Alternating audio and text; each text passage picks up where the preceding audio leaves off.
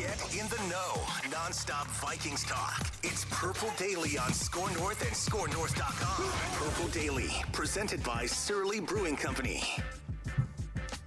Or in this case, it's Purple Access. It's Judd, Chip Scoggins, Star Tribune sports columnist, and my former partner on the Viking beat, and Declan Goff, of course, executive producing just about everything we do here at Score North. Chip, I want to start you off since the game itself for the Vikings against the Patriots was last Thursday. I want to start you off with an opinion I have, and I'm curious if you agree or if you don't, how you would rank these teams. So it's not my current rankings of regular season teams in the National Football Conference. It's for the playoffs, okay? Which is different than I would rank teams like right now based on the in-progress season. My rankings are this, and I'll give you the top four for me. Okay. I put San Francisco 1 now. I put Dallas 2. I put Philadelphia 3, and I put, largely based on their defense, the Vikings 4. Do you agree? And if not, how would you rank them? Yeah, it's funny. I was talking to my wife about this the other day. It's like San Francisco is going to be a bear in the playoffs. She pays attention to you about sports? I pretend I was talking to her. I was probably talking to myself. I get told to shut up. I don't get a lot of response to these, so I'm just very impressed. God bless her. Well, now to think about it, I don't think I got a response. She was looking at her phone. I was talking in the same room that she was. Okay, that sounds more like it. It sounds better when I say we're having a conversation. Yeah. To me, they probably would be the scariest team right now. I keep going back to when they were here for that 2-day practice with the Vikings. I mean, they just look big and physical. And then you add McCaffrey, and they look really good. So I might flip Philadelphia and Dallas in your order. I might go Philadelphia 2, Dallas 3. I think I definitely would put the Vikings 4 because of the defense. They're opportunistic and they make plays, but what are they, 32nd in or probably near the bottom in a lot of categories? So yes, yards allowed to 31st. Yeah, I just don't. That gives you pause going into the playoffs. Like, how far can you take that when your defense is that ranked that low? When you're going to be facing good teams, obviously there's factors that you like about him. If Jefferson gets hot, he can carry a team, and we've seen that. But I just think I would probably put San Francisco 1, 2. Yeah, and I mean that defense is just kicks your butt. Yeah. And Dallas does too. I mean, Parsons scares me, and it's probably because we just saw them a couple of weeks back absolutely hammer the Vikings that I've been influenced by that. I like Philadelphia. I like that line, the offensive line. I really like. I guess I have more questions about their playoff coaching. Like, that's the thing, is I don't know there, but it's not like I'm a huge Mike McCarthy stan either. Yeah, I agree. You don't know how that coach would handle, but I think they're pretty complete. Their offensive line, it's funny because you can look at certain units. Like, to me, Micah Parsons can ruin a game for an opponent. We saw that here. I mean, it was a complete, utter meltdown by the Vikings, but it felt like he ruined their offense that night with the way, the pressures and the sacks. He just has a way of, impacting the game almost single-handedly. And you look at like you mentioned, Philadelphia's line. They can, when they get it in gear and they smell blood, they can pound the team down and wear them down and win that way. And so, but I think San Francisco is just so physical and so dynamic on offense that they could take that on the road. They could take that anywhere and win. Yes. And I think their style wins anywhere. And so it's going to be, we were talking about so much about the AFC and how that was the powerhouse conference, and you don't want to, the NFC has some pretty doggone strong teams too. And this playoff's going to be pretty interesting as well. It's not just the JV division. I mean, the AFC, that looks so formidable, at the beginning of the season. But it's some of these teams have come together in the NFC side too. I don't think this conference is sexy. I think the difference is, the Chiefs are a high-flying, so much fun. Mahomes is incredible to watch. I wouldn't describe any team in this conference as really being a sexy team, but I do love, and we usually don't, Chipper, start to see this until now. I do love the teams that separate themselves because you could just tell they're tough as hell, right? Yeah. Well, that's what, and you're seeing that. I mean, the top team, and it's weird. Would you put the Vikings in that? I think they're tough in a way that they find a way to win close games and they make plays when they need to. Now, defensively, they give up a lot of yards. Yeah, they're not tough. They have moments where you're like, okay, this is not going to work. Their toughness is in that they never seem like they're out of it, and that they have the toughness to dig in and find a play that they need to win close games. And that's a toughness quality about a team, that you find ways to make key plays, key drives. I think Cousins is playing very tough.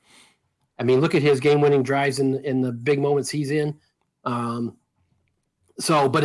when you say toughness, we think of like the 49ers and what we see from the Dallas defense and what we see from Philadelphia, their style play. I understand what you're saying. Those three teams stand out that way.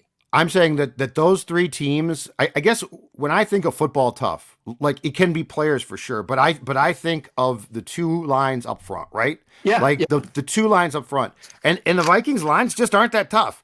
Dallas, I think Dallas, San Francisco, and Philly would give the 2022 Vikings problems, because up front they are just stout and they will kick your ass. And I don't know right now that the Vikings are built to respond.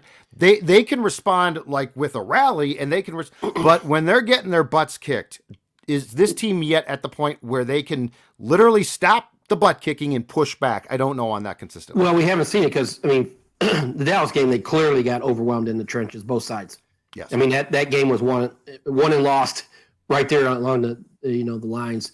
Philadelphia, I think it was 2. That was so long ago. I'm trying to remember. I mean, it was, I know Kirk was panicky and threw interceptions. Was that because I think they were getting pretty dominated? They got a lot of pressure. Yeah. Yeah, that was not good. And so that is the thing that if you're a Vikings fan, you look at those games and they were pretty one-sided, those two, against really good teams. Hang on, I'm going to sneeze. Sorry. Bless you. I hate when it's right there and it won't come out. I know. Then you're like, come on. I know. So, of the 3 really good teams you've played, you've gotten blown out in 2 of them. Yep. Buffalo, had a great comeback, but the Dallas game and the Philadelphia game were one-sided. So from the loss to the Cowboys, which came by a whopping 37 points, there it is. Bless you. Thank you. To the Patriots win, which was an impressive win. How much did your whoa, what is this feeling after the Cowboys game change based on the Thursday night win against the Patriots? I thought it was a mature response. Like they were definitely embarrassed. I mean, if you're out around them that week after Dallas, they were embarrassed. I think their pride took a hit because nobody wants to have a game like that with basically the entire country watching that game. So it obviously wasn't perfect, and the defense continues to just look like it's hanging by a thread, Judd. But I thought Cousins. I thought it might have been his best game of the season because he came back from that really, he almost had the first interception along the sideline to, I think, Osborne in the second drive. Yep. Let him down, first possession, right down, score. Second drive, he almost throws that third down, and then he has the bad interception over he overthrows him. And so, but he came back and was magnificent after that. I mean, Jefferson continued to, being a superstar looked easy. So I thought it was a very mature response. And if you can beat Belichick, that's always something. And I thought, even though Cousins took some pressure, I thought the line was reasonable. They couldn't run the ball, but it didn't feel like Kirk was running for his life. It felt like he had some time to make some some throws in there. So without Darisaw, going against a really good defense, I think that's about as best as you could hope for, right, from the line. I think what I like about this team too is and it's becoming clearer now, but yes, there are deficiencies, and yes, it's far from perfect. That being said, I feel like the adjustments are really sound. Like Brandel had to come in when Darisaw got hurt against the Cowboys, and it was just a gong show. And look, there was no time to make significant adjustments. But I mean, they came out against the Patriots team that gets a ton of pressure, and I felt like did a really good job of supporting a left tackle who was a long, long ways away from Darisaw. So O'Connell and this coaching staff, as far as offensively, I think have made some really good adjustments and fairly quickly as well. Which is why the Cowboys loss surprised me, because the game plan itself went so sideways and was so bad. The Patriots game, I felt, was really back on point to what this coaching staff can do. And I don't even know if I would say, I mean, Judd, what game plan was going to work that night to slow down that pass? With the way their offense and defensive lines played, what was going to work? I mean, it just felt like that was it's unexplainable. It was so one-sided. Like, it was just not competitive. But I mean, it's like Parsons caught you by surprise. It's like, no, the guy's one of the best in the league. You've got to go in with the plan of how are we going to stop that guy?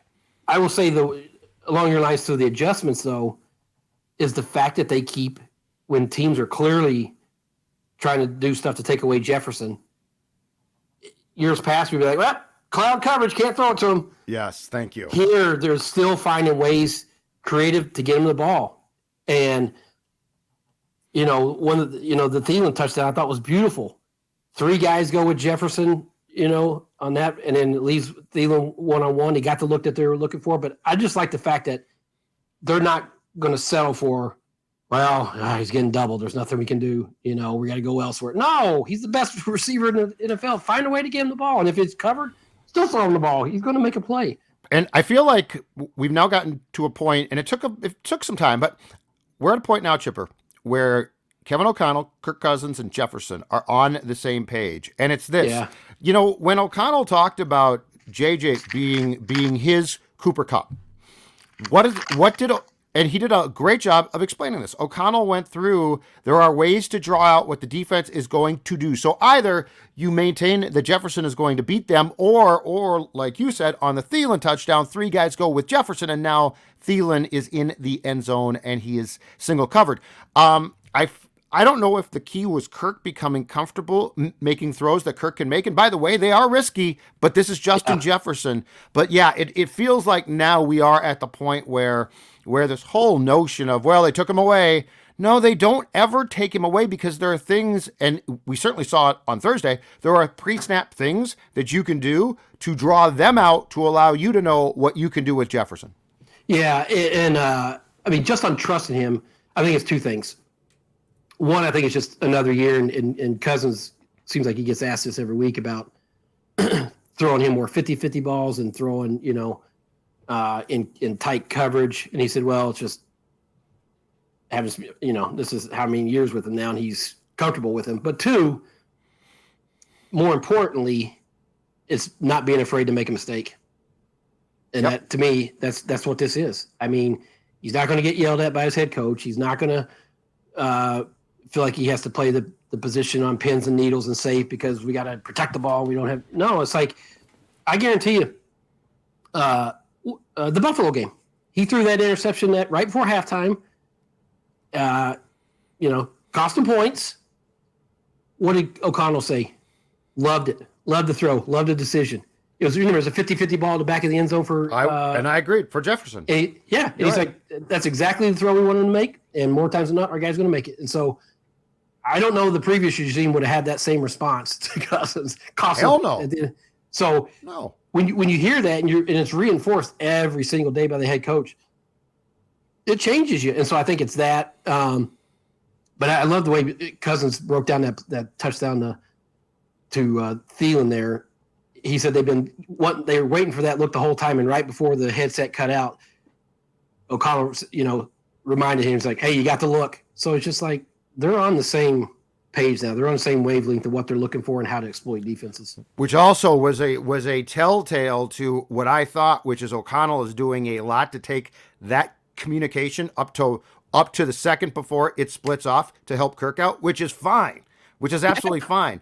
But I love that. I would say the last time, Chipper, that I saw what I would consider to be shoulders slouching defeated Kirk was week 2. The Philadelphia game, he threw the picks and it felt like he immediately started to spiral, right? Oh, woe is me. I can't. Oh, no, things are going to go wrong. And I actually think he threw more picks because of that mentality. Since then, he's thrown picks, but I feel like the bounce back factor is incredibly strong. And this is something that I don't think from 2018 through that week 2 game in 2022 we've ever seen from Kirk, which is F it. I got to go back, which is O'Connell basically saying, I loved that play. It didn't work, but it will next time. Well, and even, was it the first or was the first interception or second, whatever, in Buffalo where he just panicked and threw it to the wrong guy? The second one was awful. The second one, yeah. And like I in years past, you felt like that was going to be just doomsday for the rest of the game. Like, whatever. What was the game you mentioned? Was it the San Francisco game last year where he fell apart? He lined up under guard. Yeah. I mean, that was seriously, he lined up under guard. Yeah. So it has to be the relationship he has with his coach and just feeling it's okay to make mistakes. I mean, Judd, he's surpassed his interception total already from last year, right? Yeah. We're not seeing safe Kirk, and we're not seeing if you throw one interception, don't go into a shell and start checking it down and playing it safe. No, come right back. That happens. I love this style of play that we're seeing from him. And again, I'm not even going to look at his stats because I don't care. I'm trusting my eyeballs.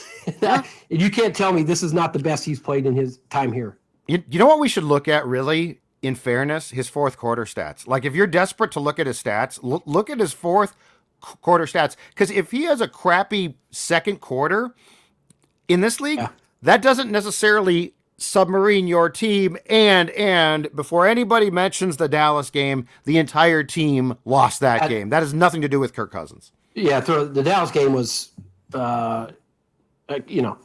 I mean, that was just, again, that was such an outlier. I don't even know how to describe what that was. You just don't see alarming. NFL. You don't see NFL games that non-competitive. But yeah, I was thinking about this the other day. Is there a relationship in pro sports that's more important than NFL head coach and quarterback? No, I don't think so. Like, you have to be. I don't think so. There has to be, because that position is so important. You have to be on the same wavelength, same page. I mean, you have to be just rock solid in that relationship, I think, if you're gonna win at a high level. And I just know there's a more important position than you have than those two. And even if it's a defensive guy, offensive guy, I mean, Belichick, Brady, whoever you want, it doesn't. But there has to be a trust there and an understanding that, this is your team. You're going to make mistakes. All the things that I think Cousins didn't. I mean, did this feel like his team the last couple of years? No, it never did. I mean, to me, this feels like his team right now. Yeah, I'm trying to think, and I think the thing about it that makes it so intriguing is because the position is so important and because it is a tough job. Like, there's a lot that goes into it. I think the most important thing is I can't think of another sport in which a partnership between coach and player, baseball, if you're a pitcher, you're important, but I'm going to go yank you after 5 1/3 and you can yell at me and just give me the ball. I think we're seeing, because Kirk is being, if this makes sense, he's being empowered to make mistakes and no one's getting mad. Because you're right, that Buffalo throw for the last, 3 or 4 years, that second pick that he threw in Buffalo undoes him. Yeah. He didn't see what he thought he saw. That's a confidence shaker. Well, he was rattled. Yeah. And he just panicked and threw it. But he came back.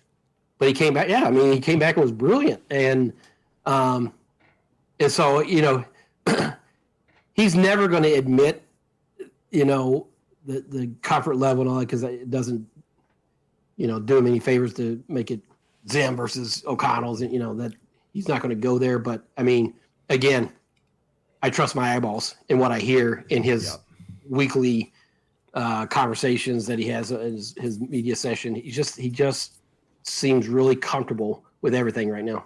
I've been told that the best part for him is he's not afraid that everything he does and says is going to be picked apart. Yes. That he was previously put under a constant microscope, which is why he would tell the press nothing, basically, or just try to come up with.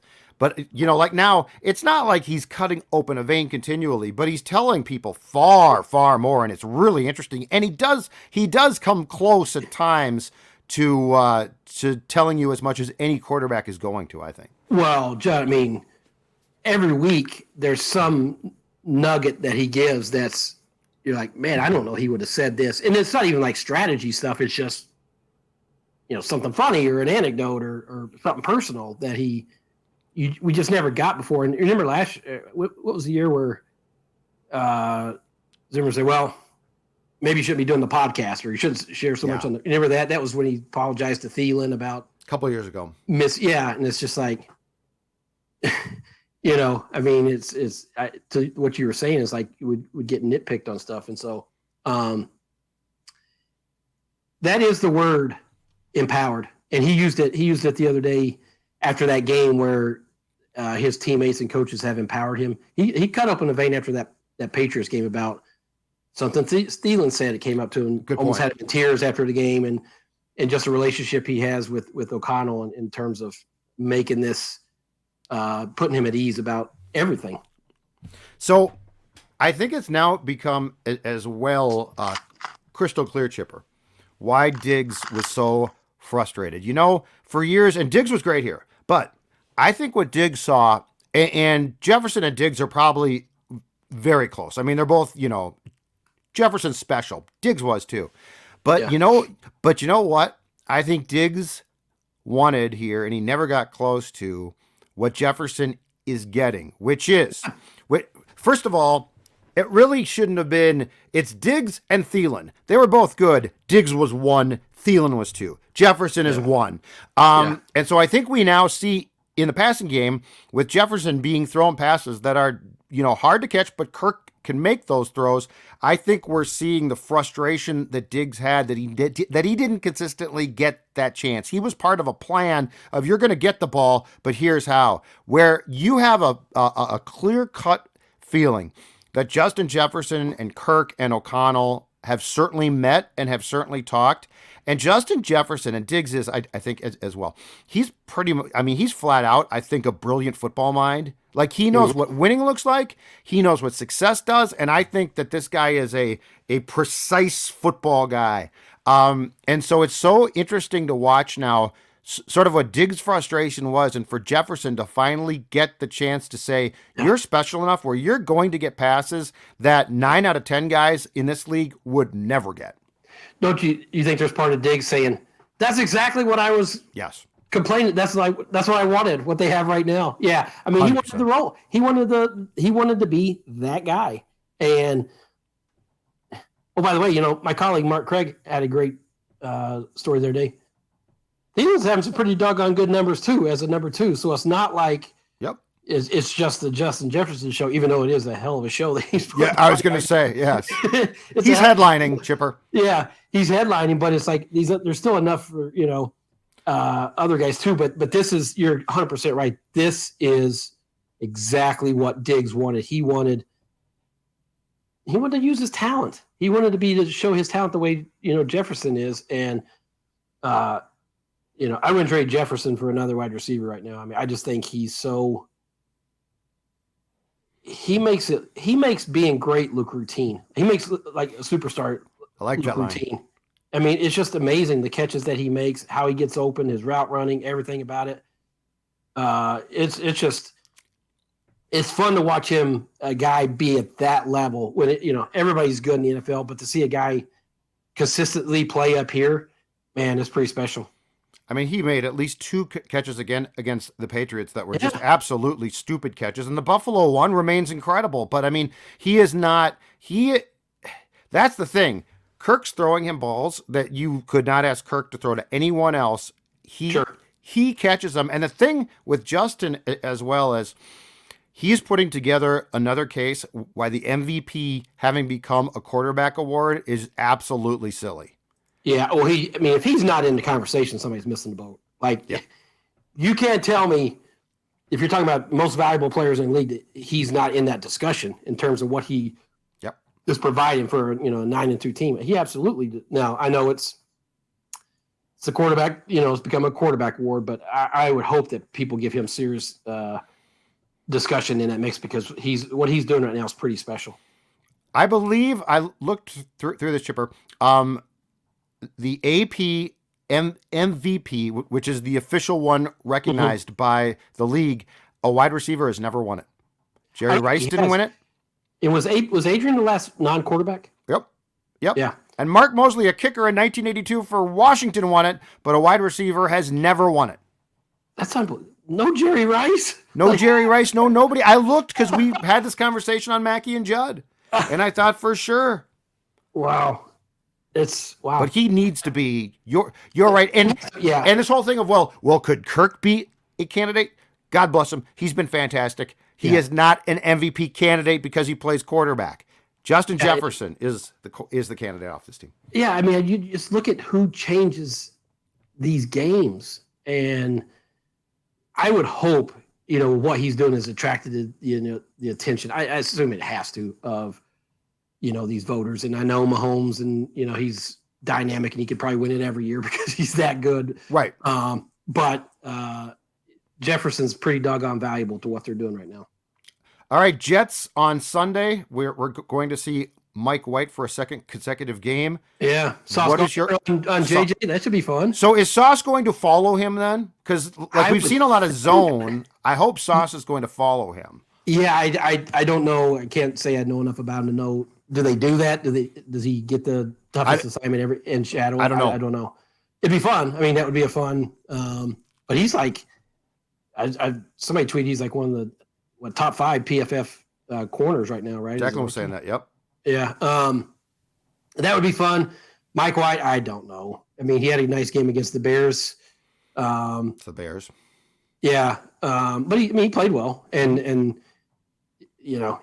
you can imagine what the New York market is after the Zach Wilson, debacle, and then he comes in and plays well. So he's the favorite, quarterback there now. So, but they're good defensively, Judd. I mean, I think they're 4th in defensive scoring. Is that right? The Jets. Yeah, they're very good defensively. So they get pressure with 4. Yeah. I mean, they get another test for that line, and see if they can hold up without Darisaw again. So it should be a good matchup. Vikings offense versus that defense, but I ride with the Vikings at home in these matchups. If you agreed, I just think that's a big. I think it's a big factor for them. But let's see how the defense, if the defense can keep making plays, making that critical play. I mean, it is unbelievable that they have this record with a defense ranked that low. Just got to get more pressure too. Like you got to at least create the perception. Like Mac Jones was standing. Mac Jones could have packed a sack lunch and put a blanket down and had a picnic at times. I think was it Andrew Kramer saying that they, even when they brought blitzes, the success rate was not that high, and so if you're going to call them, you got to get there. So we'll see. I don't know what the fix is. I mean, I think getting Dalvin Tomlinson back is a huge thing to help their run defense. I mean, they've really, really missed him. So I assume he's back, and I think that'll have an impact. Awesome stuff, Chipper. Talk to you next week, man. Thank you. All right, brother. We'll see you, man. Talk to you.